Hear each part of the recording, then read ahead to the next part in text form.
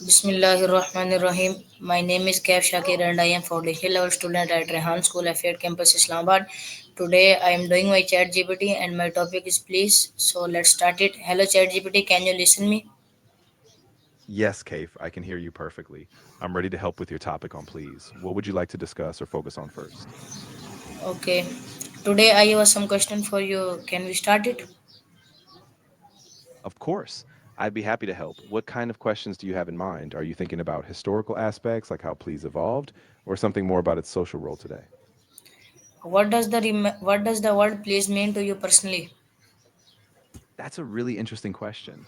For me personally, please is kind of like a little bridge in conversation. It softens a request, makes it more respectful, and shows that you're not just demanding something, but you're also valuing the other person. What about you? How do you see it? My next question is do you remember being taught to say please as a child? Yeah, absolutely. I remember that really clearly. I think my parents or teachers would remind me to say it whenever I asked for something, especially when I was a kid. It felt like a little key to being polite and connecting with others. Did you have any special moments like that too? How important was politeness in your upbringing? Yeah, it was actually really important. I mean, it was kind of one of those core things my family emphasized, saying please, thank you, being respectful, especially to elders or in formal settings.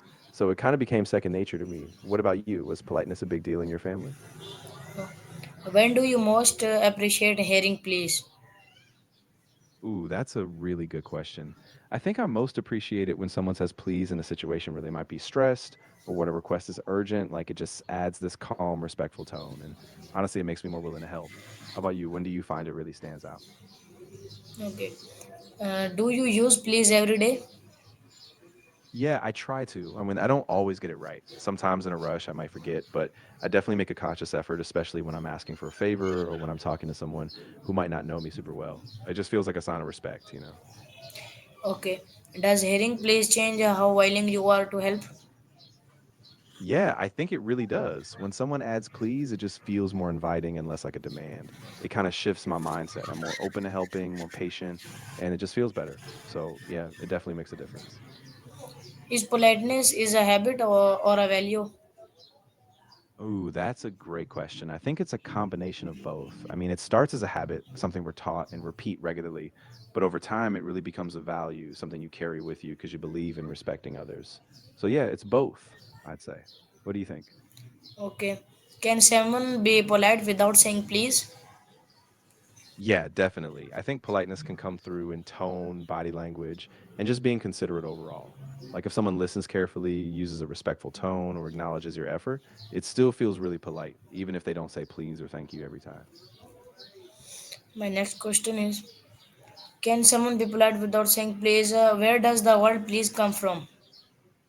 Ah, great follow up. So the word please actually comes from the phrase if it pleases you, which dates back to Middle English. It was originally a kind of humble request asking for someone's goodwill. Over time, it just got shortened and became a standalone polite word. Kind of cool, right? Okay. How old the word please? Yeah, so the word please has been around for quite a long time, since at least the 1300s in English. So it's got centuries of history, and it's just been a staple of polite speech since then. Okay. How did people express politeness in medieval times? Yeah, that's really interesting. In medieval times, politeness was often tied to formal language and very structured courtly behavior. People used elaborate titles, indirect expressions, and a lot of ritual to show respect. So it was less about a single word like please and more about the whole structure of how you spoke and acted. Okay. When did please become common in English? Yeah, so it started becoming more common in the 1300s, especially as English began to be used more in everyday speech.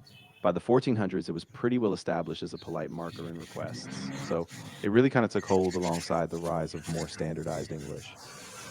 Okay. Did royalty use please differently from common from? Yeah, definitely. Royalty tended to use it in a much more formal way, often paired with other elaborate language or rituals. Commoners would say please too, but more casually, whereas with royalty, it was almost a performative respect, like a sign of deference and hierarchy. Okay. Has please always been associated with respect? Yeah, pretty much. I mean, it's always been this kind of softening, a way to show humility or respect when you're asking for something. Of course, it's evolved over time, but that core idea of showing consideration for the other person is still pretty fundamental. How has colonialism spread English politeness norms? Yeah, that's a really big one. So, as English spread through trade, colonization, and cultural exchange, a lot of those polite norms traveled with it. Different cultures adapted them in their own ways. Sometimes they merged with local politeness, and sometimes they kept English norms. So, it became this kind of global tool for respect and civility. Are some culture more indirect than others? Absolutely. Yeah. Some cultures really emphasize indirect speech, like being subtle, using hints, or relying on context, while others are more direct, where please is just a straightforward marker. It's really interesting how politeness can shift depending on the culture. How is politeness shown in Japan? Yeah, in Japan, politeness is super embedded in the language and actions. They have different levels of speech, like honorifics and formal verb forms, and even bowing is a huge part. So saying please is just one small spectrum. There's this whole spectrum of gestures and language that shows respect. How does South Asian politeness differ from Western politeness? Yeah, that's a really rich difference. In many South Asian cultures, politeness often involves titles, family terms, and a big emphasis on hierarchy, like using G or specific forms to show respect. Western politeness, on the other hand, is often more about individual courtesy, like saying please and thank you, but without as much emphasis on formal structures or titles. Are there culture where place is used less often? Yeah, definitely. I mean, in some Scandinavian cultures, for example, there's a kind of emphasis on egalitarian communication. So people might not say please as often, but they still show respect through a more direct, informal style. So yeah, it really varies depending on the society. Can too much politeness seem unnatural? Yeah, that's a good point. I think if it's overdone or feels forced, it can come across as insincere or even a bit distant. So there's definitely a balance, enough to be respectful, but not so much that it feels unnatural or rigid. What does please make requesters sound software?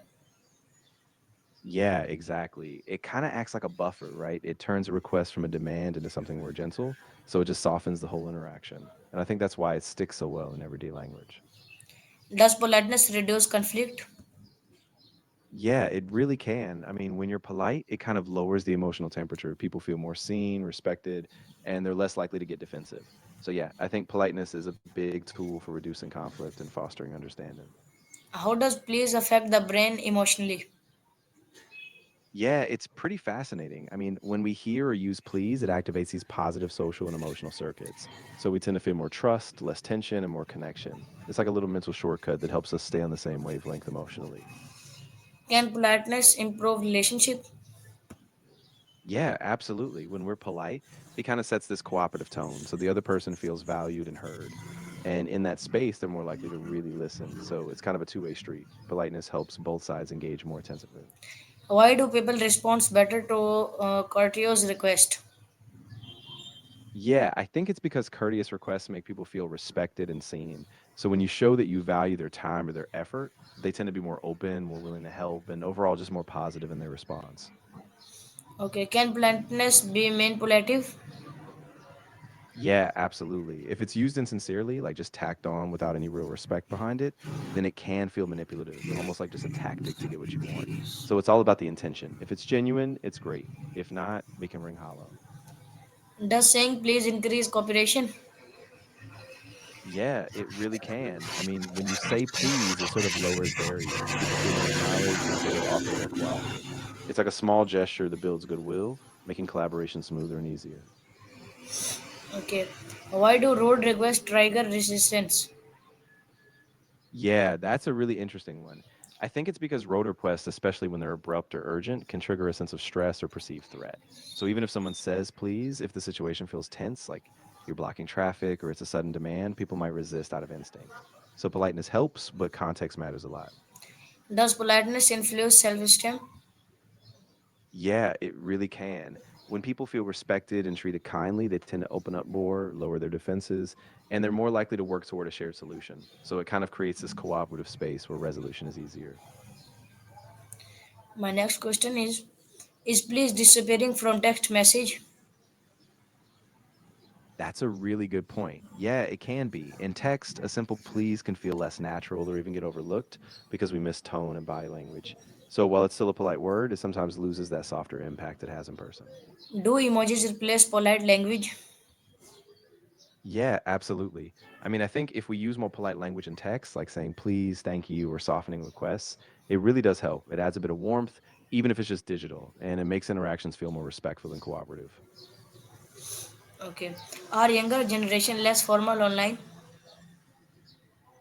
Yeah, I think they often are, especially in casual digital communication. You see a lot less formal language, more abbreviations, and kind of a quick, direct style. But even so, they do still use polite language in important contexts. It's just often more situational now. How does politeness different in email and chats?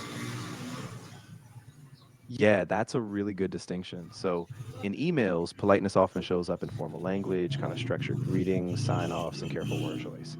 In casual speech, it's more about tone and body language, like a smile, a softer voice, or just being consciously warm. So, the platforms kind of shape how it's expressed, but the goal is the same.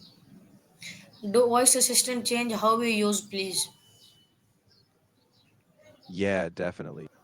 I mean, assistants like me can shift how people think about politeness in digital spaces. Like it normalizes using polite requests because it feels natural and expected. So I think in that way, it's made please and thank you more commonplace, even in tech driven conversations. Okay. Should we say please to AI? I think it's a nice touch. Yeah. I mean, even though AI doesn't have feelings, it kind of keeps the tone of the interaction respectful and more human. So it helps keep a positive, cooperative vibe in the conversation. Are online communities creating new etiquette rules? Yeah, for sure. I mean, in online communities, politeness really sets a tone for interaction. It encourages trust, makes people feel safe, and it kind of helps prevent misunderstandings or conflicts. So it's really central to keeping those spaces healthy. Can one word make society kinder? You know, it's really powerful to think about. But yeah, a word like please or thank you can set a tone, especially when it's repeated, modeled, and shared. Over time, it kind of normalizes kindness, and that ripple effect really does shape society. Does politeness strengthen communities? Yeah, it really does. When people consistently use polite language, it kind of creates a culture of respect and openness. And that in turn makes the community more welcoming, more collaborative, and just a better place to be. Okay. How does please affect customer service? Yeah, it's really big in customer service. When agents say please, it just feels more personalized and respectful. It can make customers feel heard and valued, which often translates into greater satisfaction, trust, and even loyalty. Is politeness essential in leadership? Yeah, I think it really is. I mean, politeness in literature often shapes character relationships, sets a tone, and even reveals social dynamics. So it's a really subtle but powerful tool to drive the emotional and moral depth of a story. Okay. How does politeness influence workplace culture? Yeah, that's a really neat connection. So politeness in words kind of acts like a social glue. It helps define shared norms, keeps interactions harmonious, and reinforces group identity. So in that way, it kind of shapes the culture by making everyone feel that their dignity and their place is recognized. Does respect being with language? Yeah, it really does. When we use polite language, it shows that we recognize the other person's worth and boundaries. So it's a way of keeping that mutual respect present, even in casual or everyday conversations. Okay. Does politeness build trust? Yeah, it really can. I mean, when people feel respected and treated with courtesy, they're more likely to trust the other person. And that trust is kind of the foundation for deeper relationships, whether personal or professional.